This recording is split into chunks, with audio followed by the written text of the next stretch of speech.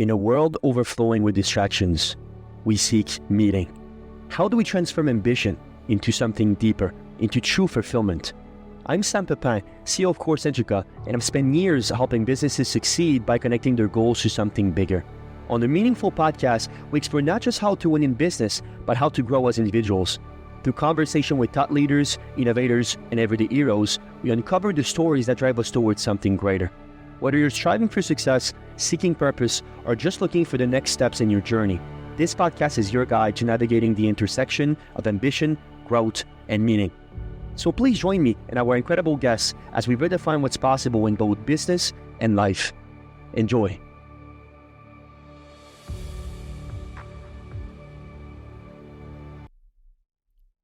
Empathy is about finding echoes of another person in yourself. Welcome to the Meaningful Podcasts. I'm your host, Sam Pepin. Today we're diving into three powerful themes: the power of empathy in leadership, unlocking authentic power, and building deeper human connections. Our guest today is Michelle Howe, founder and president of Empath Evolution. Michelle is a powerful educator and visionary dedicating to helping a new era of leader harness empathy as a catalyst for exceptional leadership. Through her work, she empowers others to unlock their authentic selves, create stronger relationships, and lead with both art and impact. If you enjoyed this discussion, please let the world know with a like, a small review, or even a quick share. Your support helps more people find meaningful content just like this. Let's begin. Miss Michelle Howe, welcome on a Meaningful Podcast. How are you doing? Very good. Very good. I'm glad to be here.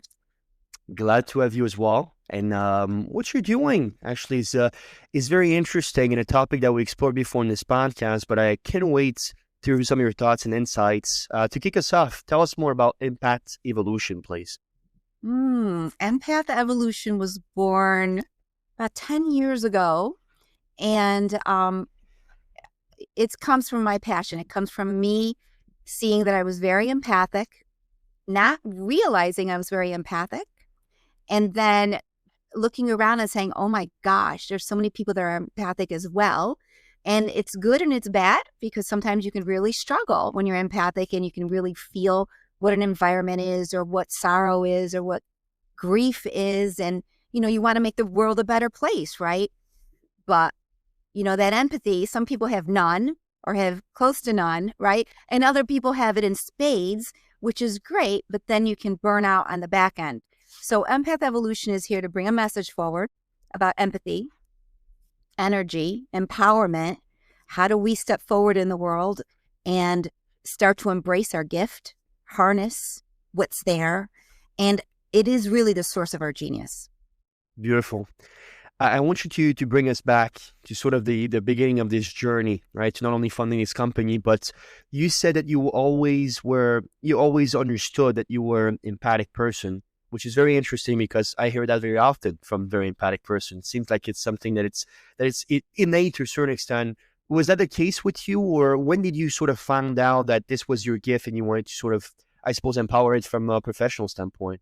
So for me, at the age of 40, I figured out there was a word called empath. There was empathy as an active, conscious thing that was interplaying with how I always thought everybody functioned like me. I always thought that. And I was always deeper, and I was always analyzing, and I was always intuitive about what was there, what wasn't there, what I wanted, curious. But I also could be volatile, moody, exhausted, and I never could put my finger on what was doing that to me. So did I know? I knew I had a knowing.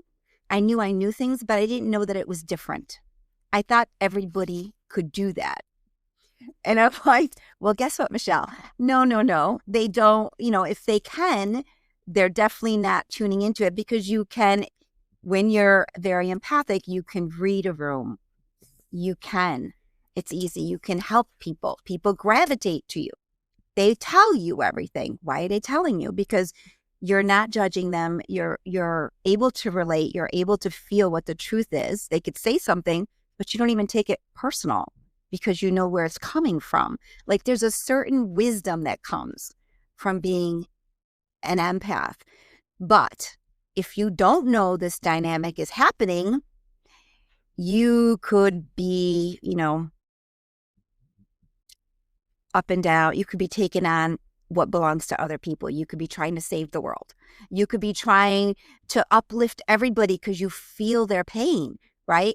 So there's like two sides of this coin. There's a person that really knows and is really aware and knows how to manage it. And there's a person that really doesn't know and is really, they're feeling everything and they're trying to fix everything because they're uncomfortable with what's there. So,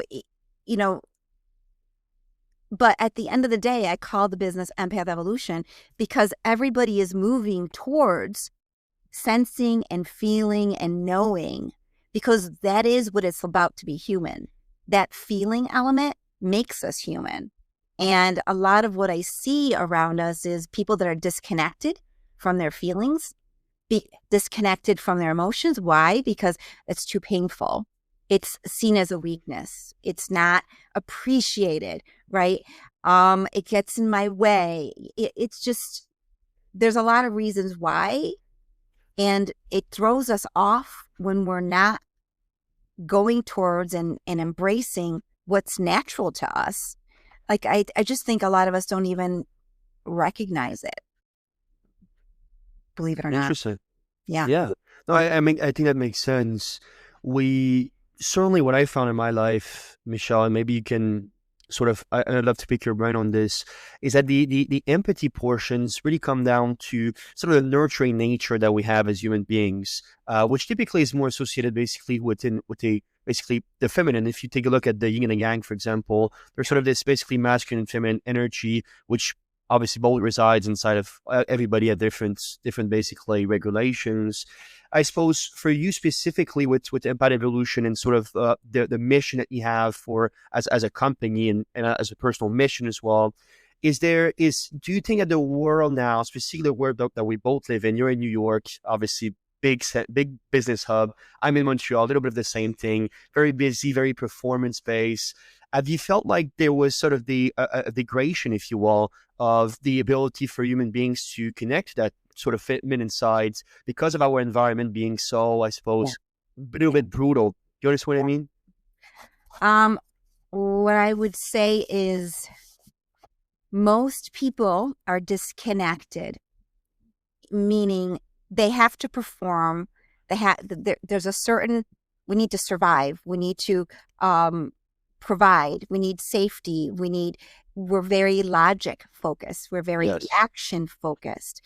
And the emotional side of us is something that took a back seat because you need to toughen up. You need to move through this. This isn't appreciated, right? So, people in the past, you see generations of people that trauma was handed down. They didn't have an outlet for their emotions. They didn't understand their emotions. Emotions were a nuisance, a mental illness, a problem that you have. You're going through, ups and downs. You're moody. It's a roller coaster. Why don't you settle down? Like that logic drive, that getting things done is so, mind you, it's not as bad, I think, in Europe as it is here. We're accomplishment, achievement, getting things done, moving straight line ahead. Whereas life, really, if you look at it from the feminine or from like an integrated perspective, it's a dance. You're dancing with life. There's an expansion, I don't say a restriction, but as an expansion, and then you're ebbing and flowing with life. You don't just go straight, you don't dance with life by going straight. You dance back and forth, you do your thing, right? And then ideally you get to where you're going, you're having fun. It's a play. It's a play. It's not a act through this. All these actions and the burnout that comes from that, like the fallout that comes from the way we've structured our society into quote unquote success. Success means you do this, this, and this, and you accomplish this, and you run that machine every day. And there's no room in that machine to say, hey, let's just veg today. Let's just relax. Let's pick the dandelions, right? Let's do something that is just nonsensical, that is not this race to the success line of what I need to accomplish to prove to somebody, to belong, to fit in, to be loved, right? To be accepted. So I'm kind of bringing this all the way around in a sense that we've created a culture that rewards that disconnection Yes. and rewards when you rewards these metrics. You have these, you do this, and this, you have got it going on, right? So you've got these really amazing people. Oh, I've got to do A, B, and C, and then I've arrived. And they go beeline it for A, B, and C because they think once I accomplish those three things, my life is all good. So in the process of accomplishing those three things, they're completely disregarding their own inner harmony, their own inner, like, it takes a strong person to say, I'm not following what everybody else tells me to do. This is my life. I create it the way I want to create it, how I want to create it. Right. And if somebody doesn't like it,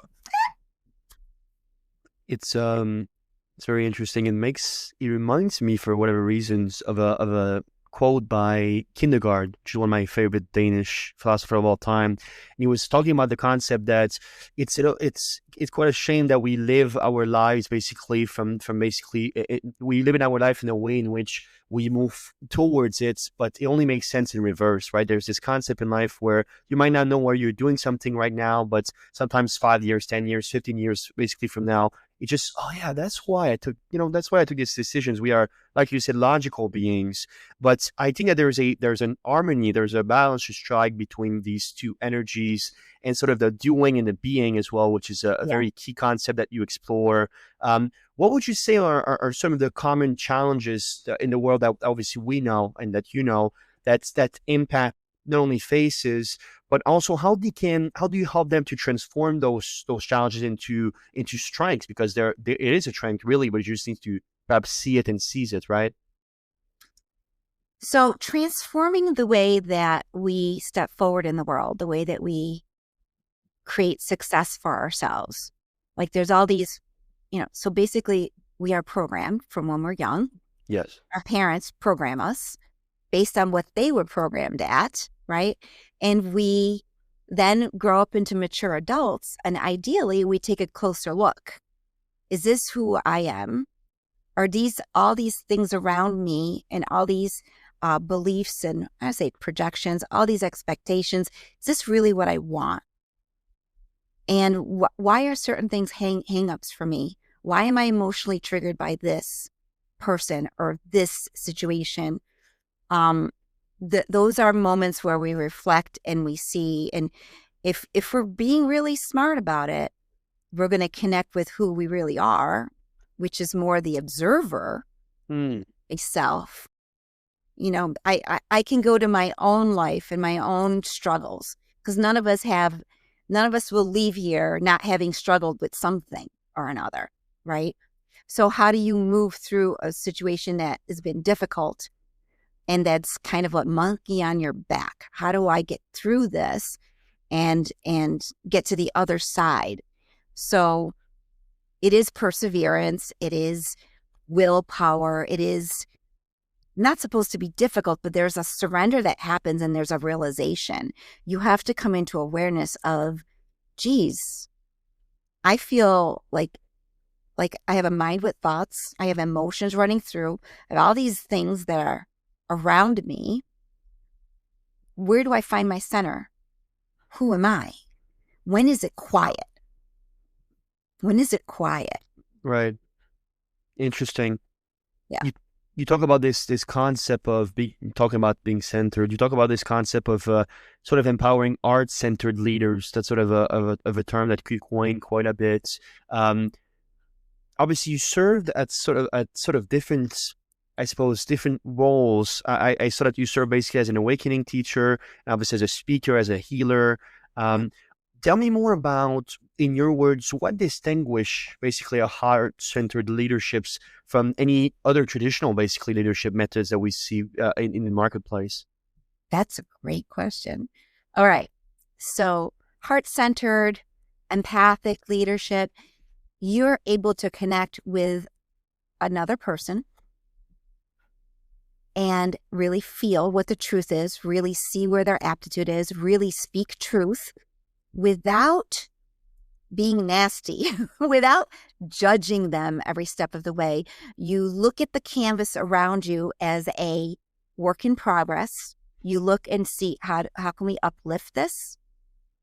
How can we think outside of that box instead of in that box? Right. Right? And bring solutions to the table that don't sound, and they're not rigid. They're not, you must abide by. Like, you need to give people you need to give breathing room, some parameters. The leadership that to me is empowering is one that allows each person to take a stronger role in who they're being and who they're becoming. They're empowering their people, because people is where it's at the end of the day. Like, they can do some tasks for you, but if you have people that are bought into what you're doing as an organization and what you're doing for the world, if there's a mission, if there's a purpose behind what they're doing, they will be more inclined to just join in, be part of something positive instead of, my job, my humdrum job, my things that I have to do. Like, you want to model authenticity. You want to model, that caring. You want to model accomplishment and productivity. You want to model some sort of balance in how the natural reality of, yes, we all have jobs, we all have lives, we all have families, like that balance in how you engage other people, because it's not all about work. People have other sides to us, right?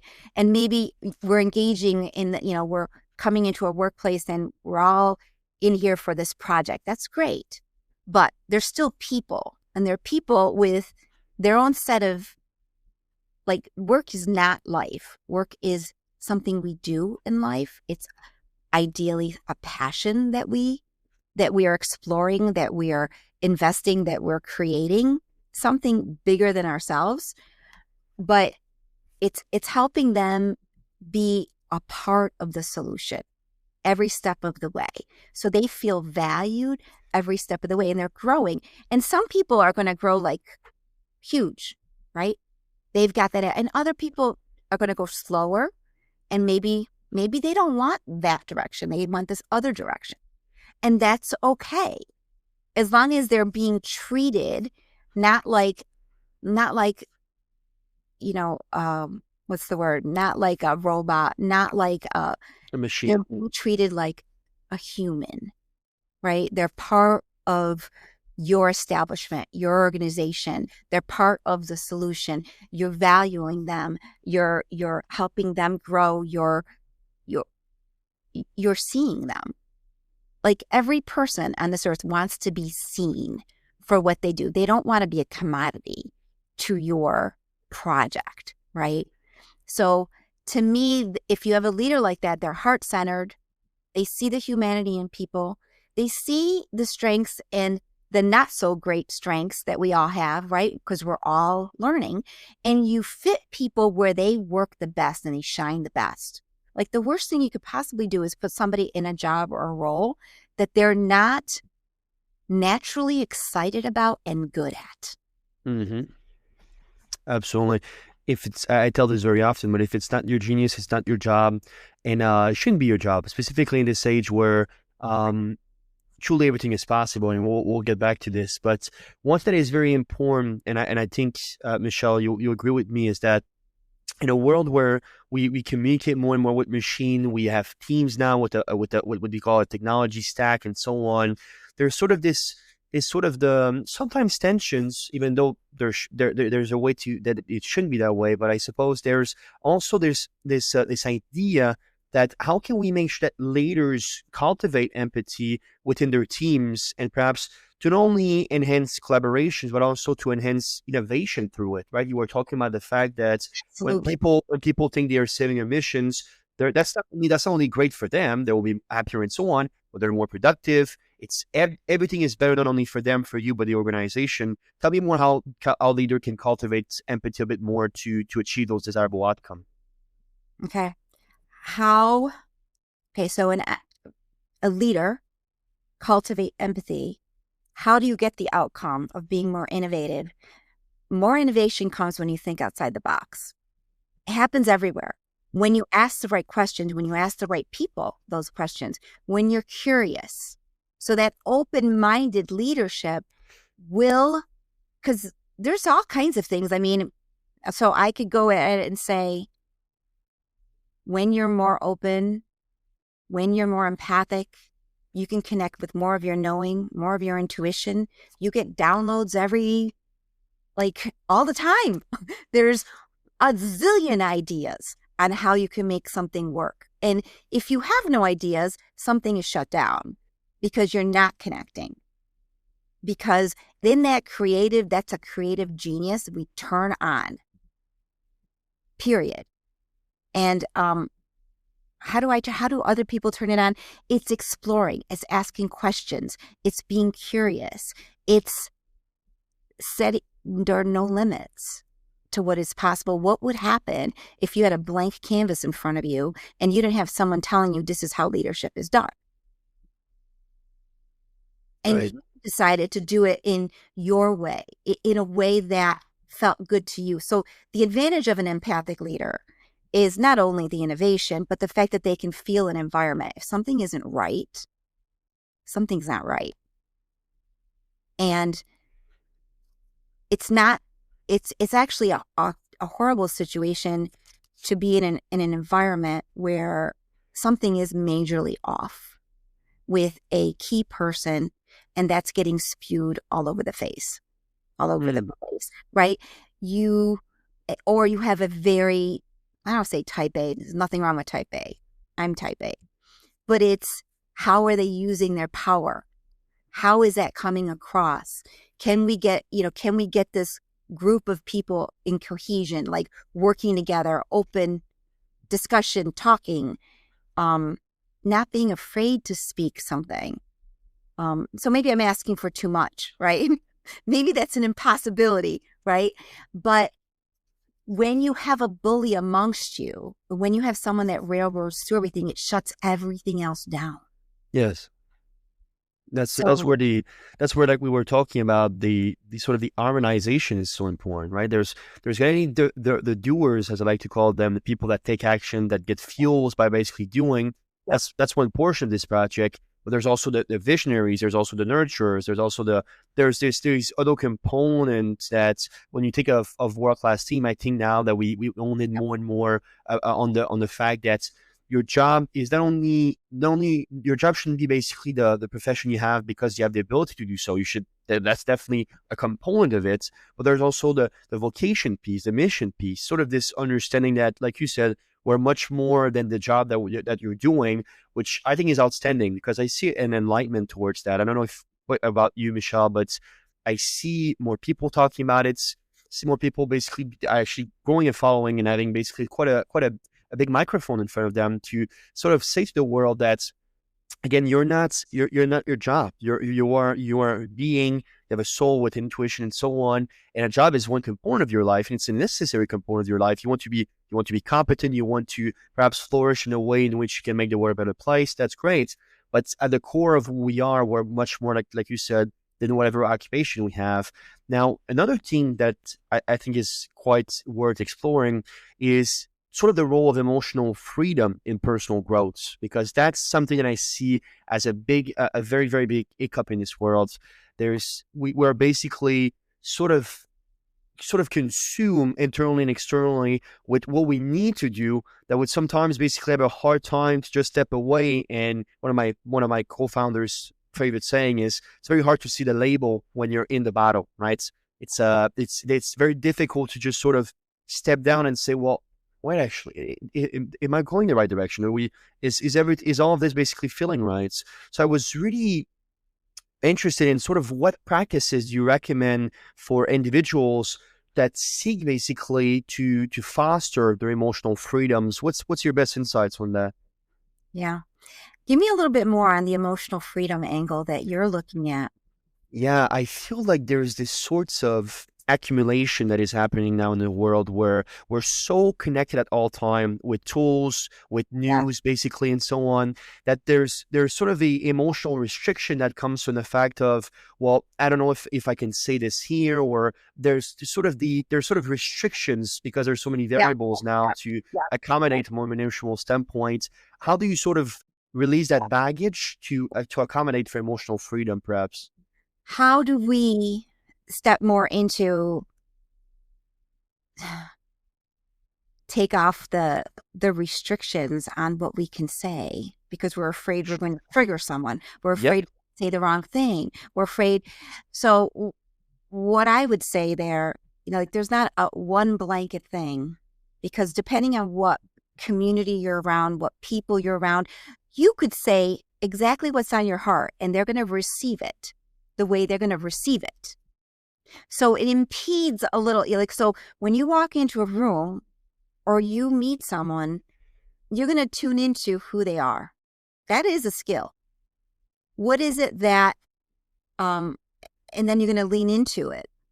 What is it that I can express and we can share? It's a two-way conversation, right? So emotional freedom, some people are going to give you no emotional freedom. They are completely not on your page at all. And as a matter of fact, you got a pimple on your nose or wherever you got it, and I don't like you because of that pimple on your nose, just Right. because you're wearing that. So there is no, you're talking about a person that is extremely explosive. So what do you do around an extremely explosive person, right? Am I going to be able to, I change based on the person that's near me. If I have an extremely emotionally explosive person near me, I'm a little bit more observant. I'm a little bit more careful. I watch what I say because this is a landmine. Like this is going to explode. So it's a skill, but it's how do I disarm, relax this person into, I'm not here to judge you. I'm not here to press your button. I can see you have a button right there. Right. So it takes that. It's almost like an emotional maturity. You have to look at the person that's in front of you and and basically if they're full of fire, you're going to be water. Right. You're going to, because in order to calm them down, we have an impact on each other. There's no doubt that we do. Now, to make it a positive one versus you're going to get my fire right now. What you just said something that upset me and I'm going to let you have it. So it's about tempering what you say and noticing and holding space without getting into their mess. Because we can on purpose push a button with a person. Oh yeah. We know, most of us know we're doing it.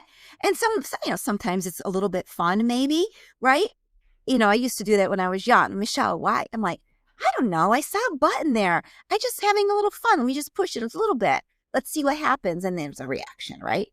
So emotional freedom to me it's more about I have the freedom to be myself, to express myself, but being aware of the person that's in front of me and expressing it in a way that I'm respecting them as opposed to throwing something really harsh on them or pushing their button directly. There's a way that we can, and it's energetic. It's a sensing thing. It's how you say something. It's not what you say that matters. It's how you say it. Yes. Yes. A lot of what you're talking to me is sort of consciousness and also the sort of energy awareness, right? You use the term energy. I think it's great. Everything is energy and frequencies if you really study it to its fullest extent.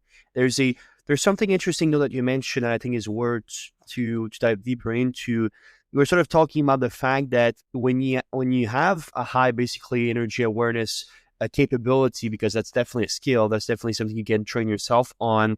That's have influence over your personal and professional relationships, because you now have a way in which you can not only understand the other person's, I'm sure it helps you understand yourself as well, right?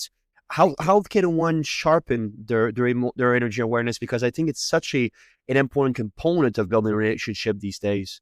It's a huge component. Well, definitely having the intention and dedicating yourself to learning, being that open-minded person who wants to learn. Second to that, it would be, I mean, I have a program, classes, different things, being around people who are fine-tuning that, harnessing that gift, being around a high vibe person. Now, I didn't say high vibe person, they're making this much money. I didn't say high vibe person, they're that successful on an outside. It's on the inside. You will feel it on the inside. It's a very genuine, whole, impact-driven, purposeful, loving person. When you leave them, you feel better than when you came into the picture talking to them. So being around that, because now there's an exchange happening. They're helping you become more of who you really are. Because who we really are is not I'm sad, I'm lonely, I'm angry. Right. You're not your emotions, you're none of those. So being around a person I'll give you an example. So before I knew the full scope of what empathy was, what empath was, what any of it was, I went through some traumas, and I would be confused. I don't know what I'm going to do. I'm upset. I'm this, I'm that. I would call my friend, right? That's what we do. We call our friends. I call my friend. One friend A, right? I'll call her Audrey. Audrey, this is going on. Oh, I'm so sorry. That is so bad.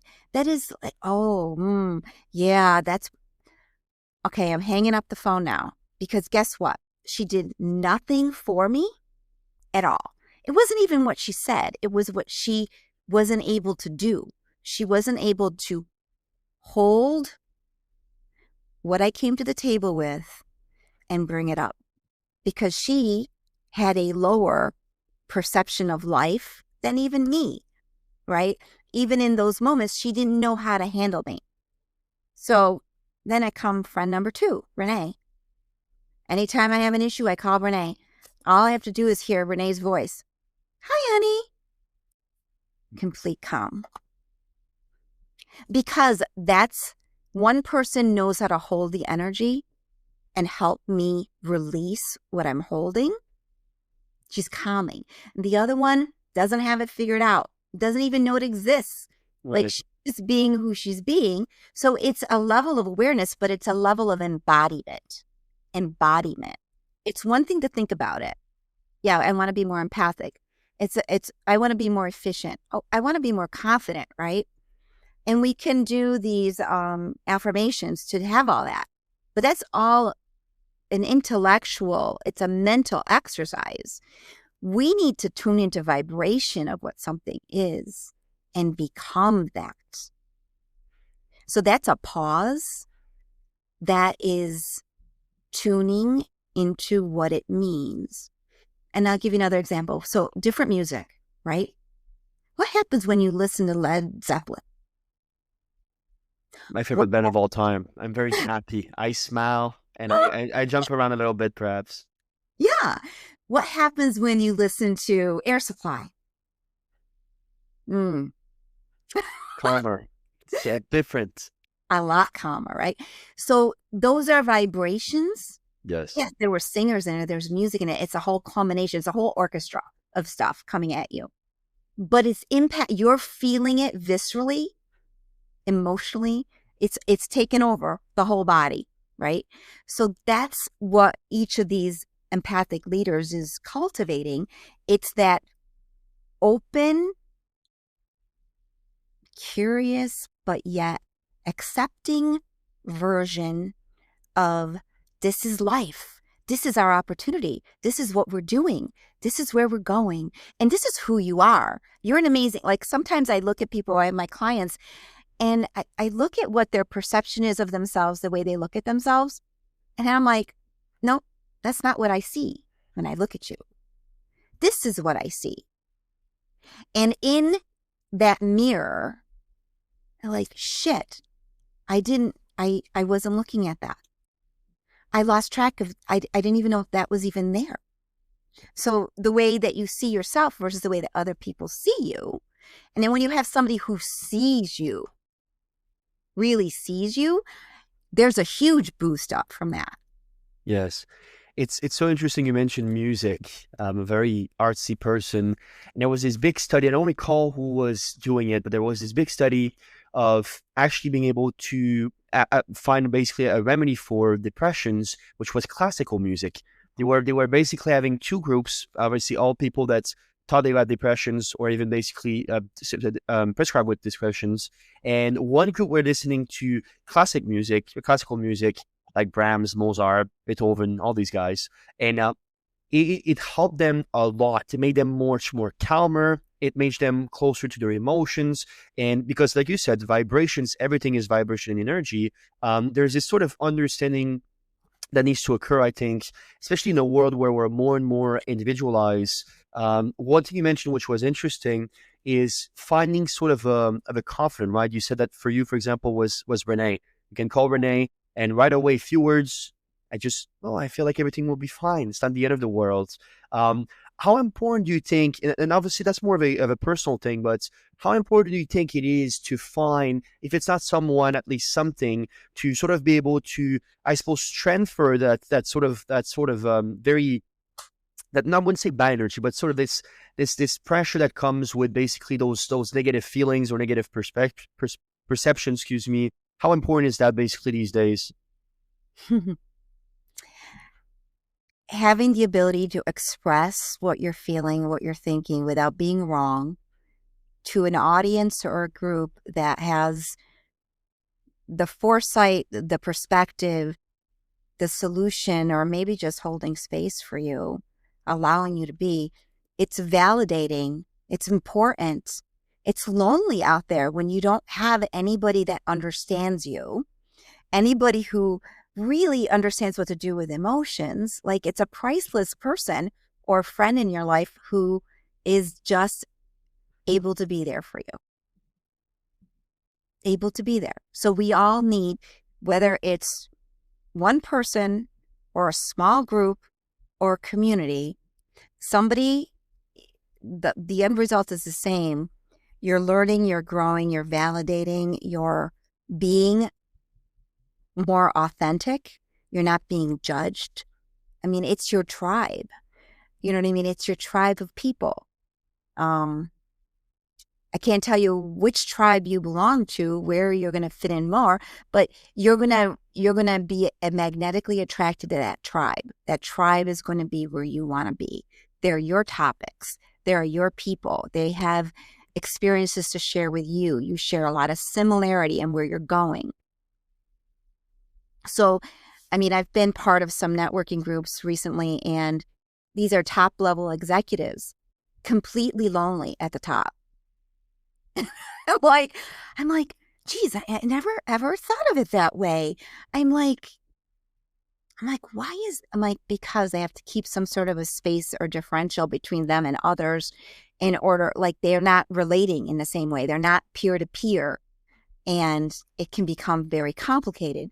So it gave me just such an eye view of what that was. And I'm like, so everyone's growing. Everybody has emotions. Everybody is expanding, evolving, becoming more conscious, needing to release things that are in their bodies, in their minds, insecurities. I don't care how advanced you are. Insecurity is creeping up here and there. And the more you learn about it, really, it becomes a strengthening of your energy. And of who you are and more of a trust factor and more of a play factor and more of a I'm a grounded person. I know what's true for me. I'm not getting caught up in my own monkey mind of stuff that's being called out to me. I'm not getting drawn into that drama, and that drama over there, right? Because you're getting in the middle of would it be a cycle? Like if you get involved in this mission, this project, right, with these people that are really passionate about X, all of a sudden you go from being completely stable, centered, you go over here. This is a tsunami. I'm like, this is a tsunami of emotions. And if you're more empathic and we're all on our way to becoming more empathic, those emotions are not just going to like fall down. You need to be able to hold who you are, and you're putting yourself in a really precarious position because now you've got a tsunami of emotions all around you, and it's going to start integrating into who you are. And then all of a sudden you're part of that group of people, like that passion becomes you. So you have to be really aware of where you put yourself and where you're going and where you lose yourself. Yes, that's that's huge. That's huge because especially as empath, I always love to sort of categorize people. There are people that are givers and there are people that are drainers, and that will change depending on who you are and what you aspire to do. Like you said, some people you just meet, you're not on the same page. They're not bad people. You're not a bad person. It just doesn't work. All right, it happens. But one thing is that I see with a lot of my empath friends, clients, partners, and so on, or even family members, is you want to be able to set healthy boundaries to protect that energy, because it's very, very, very basically easy, and my mother is like that, to sort of give the world to everybody else, but then don't give basically nothing to yourself, and therefore sort of pouring from an empty cup, just to use a very popular saying. How can they perhaps learn, or what insight do you have on how to protect that space with healthy boundaries in a way that don't feel doesn't feel like they're betraying themselves or the people they're trying to serve? Right. That's a deep dive, healthy boundaries, because you can certainly remove yourself from certain places, but what needs to be worked out is going to come towards you. Like technically a boundary is energetic. It's not physical, it's energetic. And the more you have done the inner work to release all the limitations, all the fears, all the little, this trauma, and this trauma, the stronger your field is naturally. So I can walk in here, perceive, and none of this is attracted to me.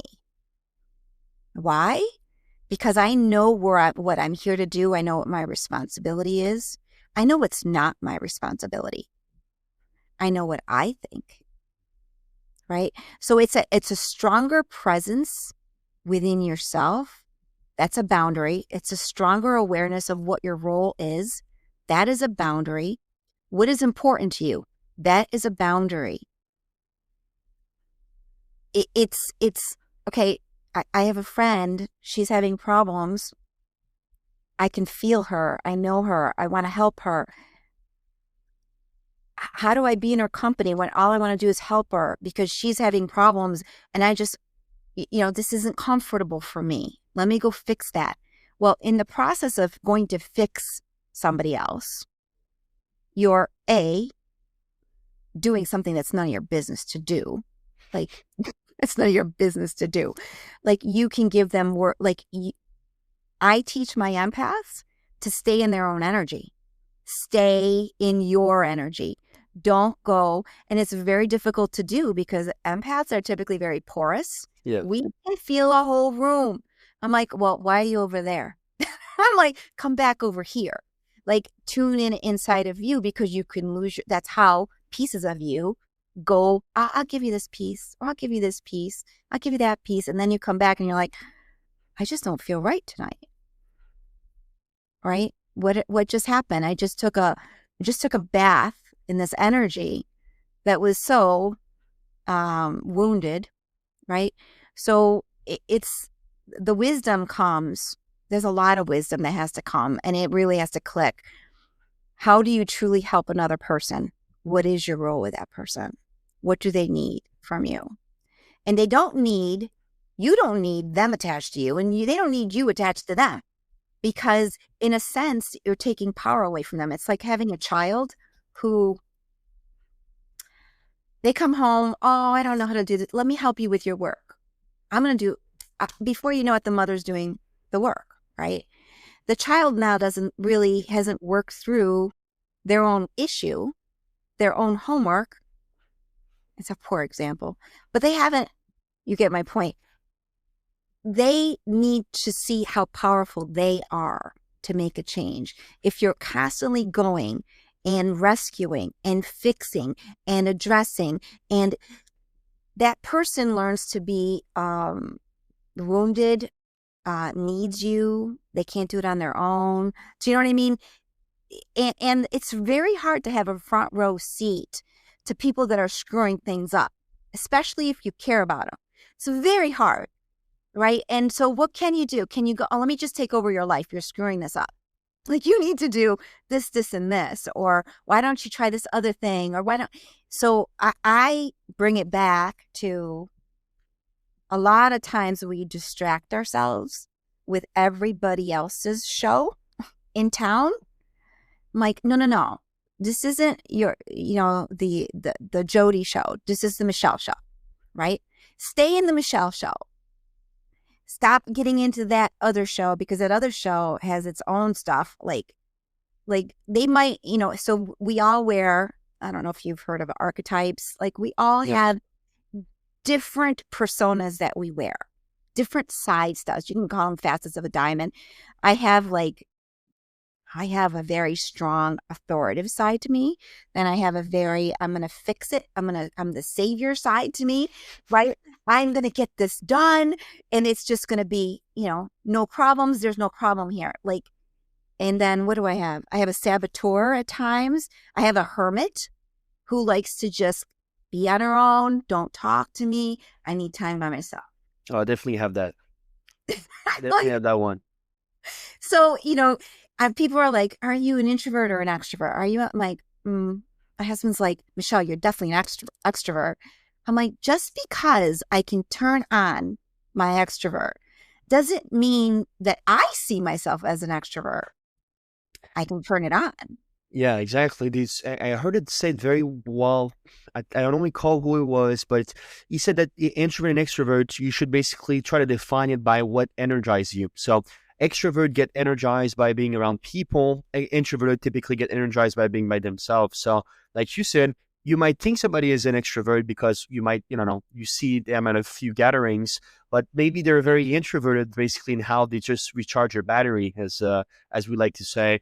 And that's also very important when you think about sort of the self-care that needs to occur for empaths and all people as well. It's so essential basically to maintain that balance, that harmony, like you said, within your space, their space, how to basically accommodate for all of this.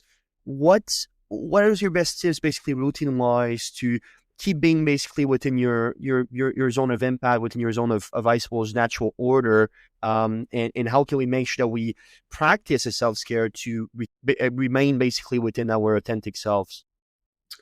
So what I would say is get really cozy with who you are and keep that top of mind, and establish a relationship with your higher self, your guides, whatever you want to call it, because you have you have 50, 60, 80 years here, right? At best, 80, maybe 90, right? Depends where you are. I was actually reading this great book about blue zones. They sometimes live all the way to 112, 114, but let's say that in Montreal, I know that the average the life expectancy for a woman is 74, if I'm not mistaken. So let's say 70, 80 is normal. Yeah. We have a certain set amount of time before this opportunity, this playground kind of calms down, and then we transition to something else. Um, we just have to, I think, top of mind who we are, who we're being, who we're becoming, what we're here for. We're here to love. We're here to love, right? And we're here to, maybe we're here to build big skyscrapers. We're here to make an impact. We're here to do something. Find out what that is and be joyful in doing it. Do it. Get excited about it. And if you find that you're struggling with some aspect of being human, there's emotions, right? There's a physical body, there's the mental, but Yes. you're managing a lot of things. What I can tell you is educate yourself, improve, learn, keep your mind way open. And what I have learned is that when I replenish myself with spiritual energy, and where do I get that from? You connect. Is it easier if you go away on vacation, if you're in front of the beach? Is it easier to do it there? We live our days every day. We're not in front of the beach every day, right? That means we're the creators of our own lives. If we can feel energies around us, we certainly can feel energies within us. And we can clear things. We have a lot of potential of things we can do. There's a lot of gifts that come with empathy, and a lot. Yeah, and there's sort of understanding as well that we are soul in a human body. That's very important. You were talking about these different spaces where the physical world, the spiritual world, and so on, and that is so, I think, key basically to balancing this self-care routine, because truly being aligned is needs to become a habit. That's my opinion. I think that's Aristotle said that we are what we do constantly, and therefore excellence is not an act, it's a habit. And he's 100% correct. When you take a look at any people that tries, they understand that on a visceral basically level.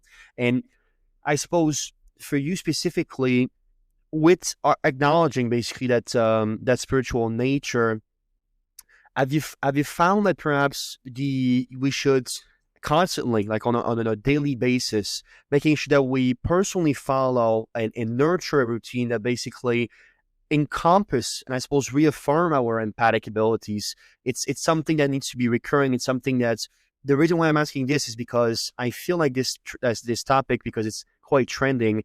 Some people sees it as, well, once in a while, let's say once a week, basically you sit down, you journal, and that will reconnect within yourself. That's great. That's better than doing nothing.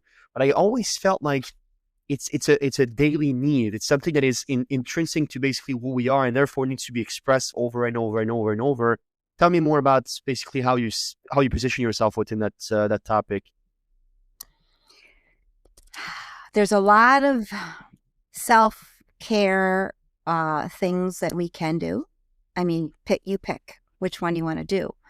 But for the most part, for me, it's about breath and space and play and rhythm and following where, like, it is embodiment. It's the way I talk. It's the way I walk. It's the way I eat. It's what I eat.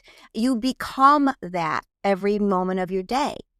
It's not something I just go and up and do. Sure, it would be great if I journaled every night. And in the beginning of my journey, I journaled, right? And then I'm like, okay, dreams. Okay. I'm like, do you have any idea how many things I can journal? I can journal a lot. And I'm like, oh my God, what am I connected to? Now I'm just get your sleep. I need my sleep. I need a little bit of meditation. I need a little bit of play. I need my day to go in a rhythm where I'm not hitting things. Like, it's got to be a rhythm that feels good to me. Do you know what I mean? If it's Yes. too hyped up, if it's too mellow, like, I need a certain amount of, you want to call it stress, certain amount of things that get me excited. I can't just go do something that it's not time for me to do that. Like, I completely trust, this is me, I completely trust the next thing I'm doing, and then the next thing after that, even though I'm always sort of seeming like I'm planning, I am flowing. Yes. You're not shuffling, you're flowing. Yeah. Yeah. That's very interesting. To me, one of the topic that I spend the most time to think about is, while expanding your consciousness, how do you stay grounded? Because there's this sort of there's different, like you said, there's different sort of levels and dimensions, and we won't go all the way to that conversation. It's a big rabbit hole. But from that conversations, to me, there's always this sense of sort of thinking about thinking, and almost basically becoming by being more conscious. But then by me being conscious, I'm as grounded. There's sort of this sort of spiral effect. So it's always about like harmony. Once again, we come back to the sort of essential theme. Right. But what do you think are some of the best insights, or I suppose for yourself and your clients, how do you stay grounded, or at least seemingly grounded, for whatever definition we want to put on that, while continuously being able to expand your consciousness? Where do you put that bridge, perhaps? That's a really good question. Well, each person is going to have a different formula for what works for them. It's not the same thing for everybody. Sure. So some of this is experimenting. But what I would say is spending plenty of time outside, opening the windows, get the oxygen in, right? And like there's a lot of, I don't want to knock any stage of spiritual development, but when you're grounded, you see the good and you see the bad, and you see both sides. Right. You're not just everything is love and light. You see the reality of what's around you, and you feel the pain, but you see the joy too that's around you.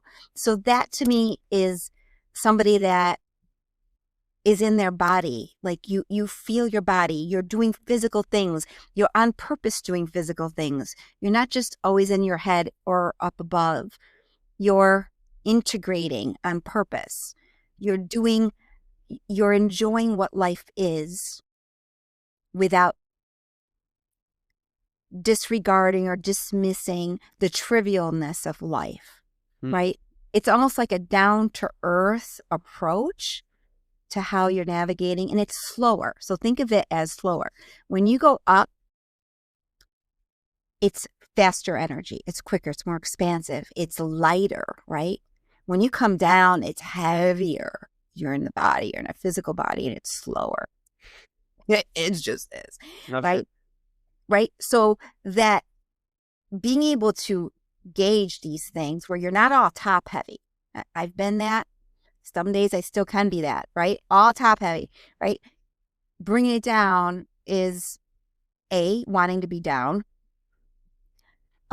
Make sure you get physically your beat, because I do think that running a high consciousness has an impact on your ability to ground, because you're really up there quite a bit.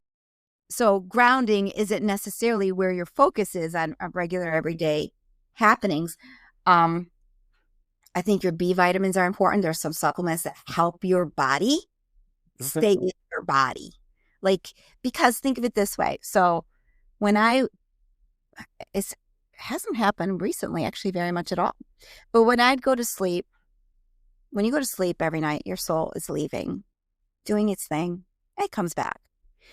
Whenever it would come back into my body, I would feel so much anxiety in my body. I'm like, oh my dear Lord. Like, what is that? I just came from this beautiful feeling so that's why it's hard to be in our bodies, is because there's anxiety that's in the tissues in us, right? So the more we embrace the journey of self-healing or journey to self, whatever you want to call it, the more that energy is coming in. You're releasing what's not you, and you're letting that in, and you're becoming more strong in who you are. Now you don't have to run up there. It's going to run through you, and you're going to ground more easily. Interesting. So, yeah. Very interesting. And sorry to interrupt. Think of it this way. You're grounding into the earth. The earth is feminine energy.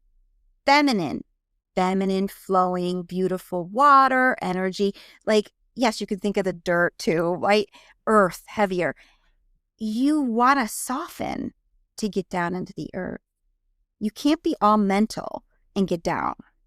You have to like really sit into what it's like to be on the earth and think about a tree, what it's like to root into a tree. You're like really connected to something. And it actually feels like an anchor, which isn't always where I want to be, because I want to be hopping up and down, having a good time, like happy, happy, happy, right? The more happy you are, the higher you go.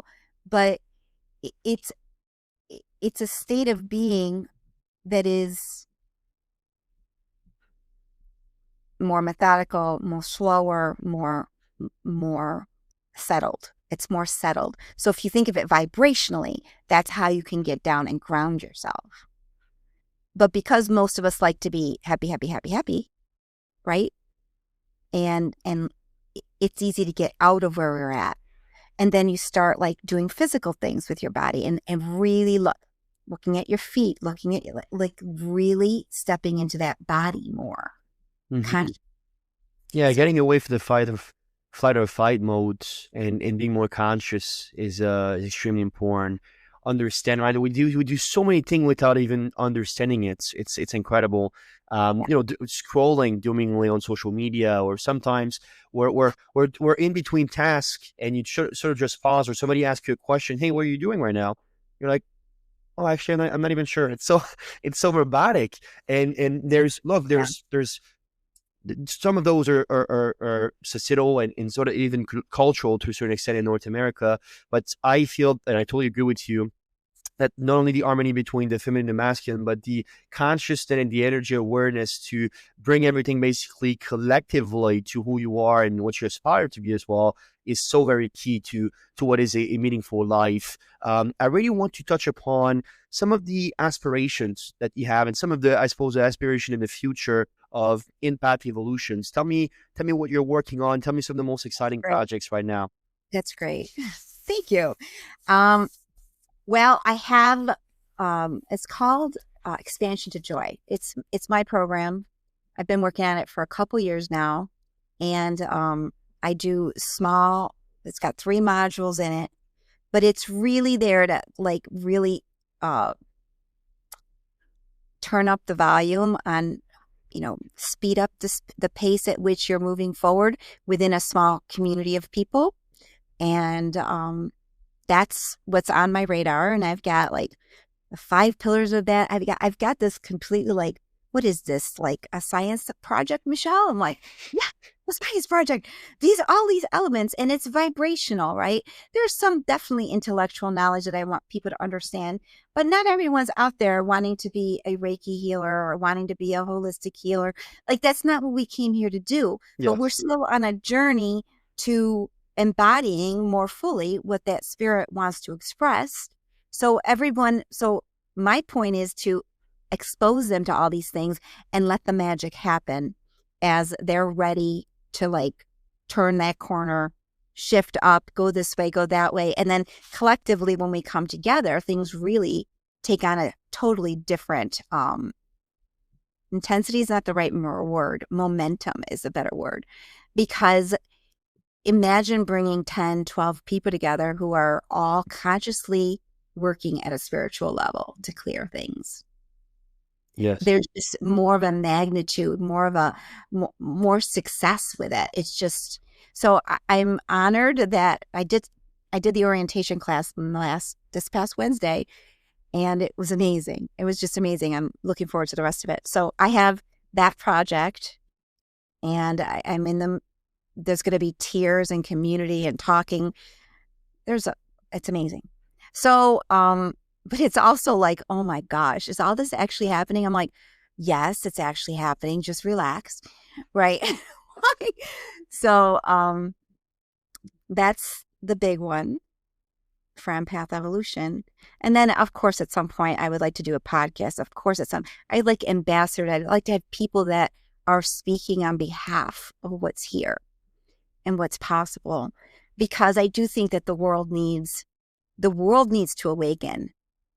Call it consciousness, call it empathy. It's feeling. It's a balance of masculine with the feminine. Like I spoke with my coach yesterday and he goes, "Did you see this meme? And they said that empathy was the biggest weakness, blah, blah, blah.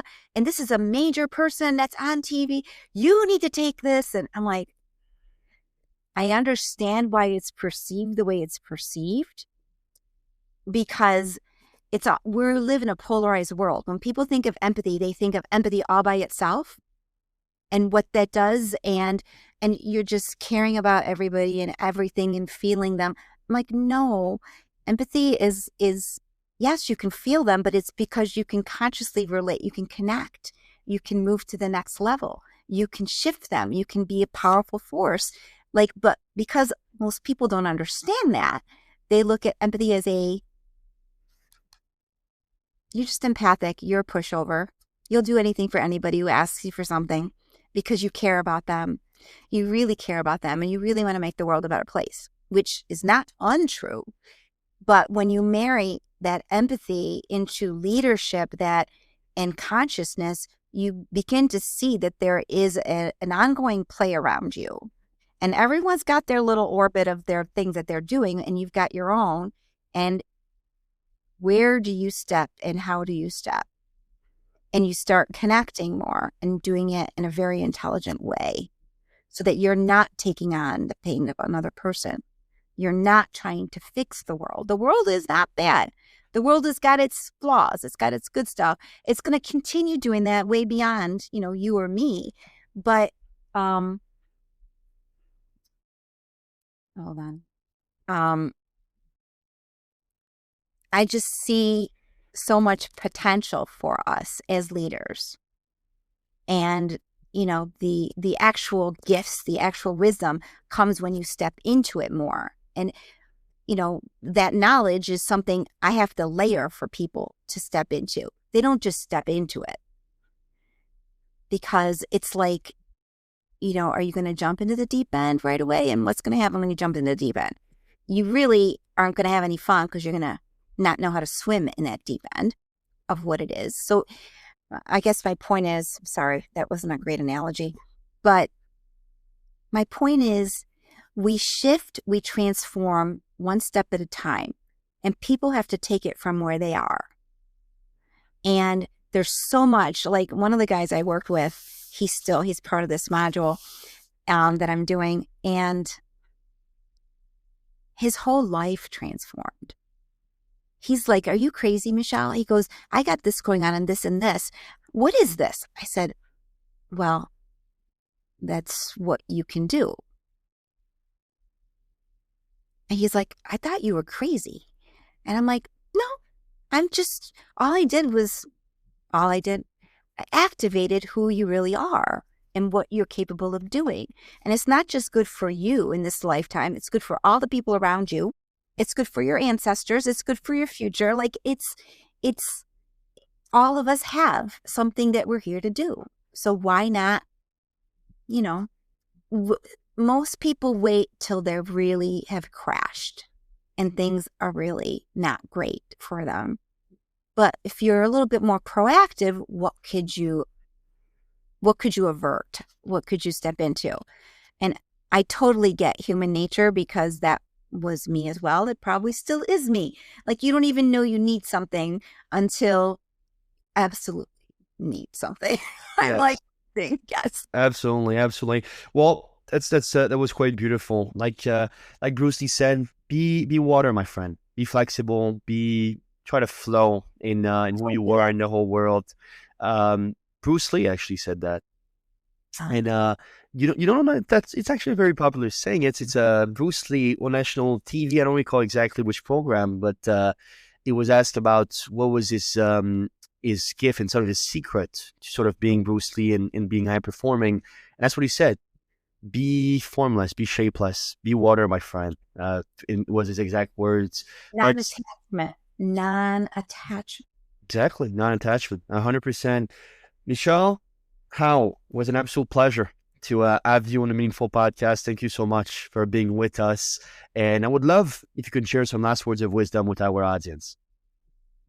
Well, before I put the wisdom in there, let me just say, if you guys want to learn a little bit more about empathy or being an empath, go to my website, empathevolution.com.